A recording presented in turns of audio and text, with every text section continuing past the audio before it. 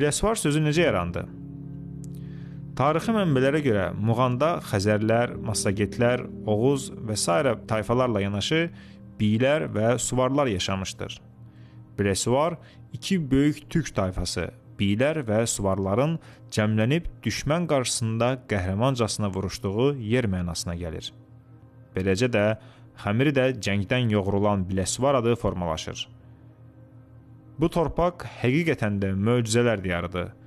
Burada böyüyəndə uşaqlar lap kiçik yaşlarında vətənin dərəcəsinə sevir. Sevməklə yanaşı onu necə qorumağı haqqında düşünürlər. Bunu sübut etmək üçün 3-cü, 4-cü sinifdə oxuyan bir Biləsuvar uşağına bir ağ vərəq və qələm verin. Ona bu vərəqdə istədiyi cızmaqaranı etməyi və şəkil, söz yazmağı istəyin. Əminliklə deyə bilərəm ki, o balaca uşaq bunlara çəkmişdir. 3 rəngli bayrağımız, tank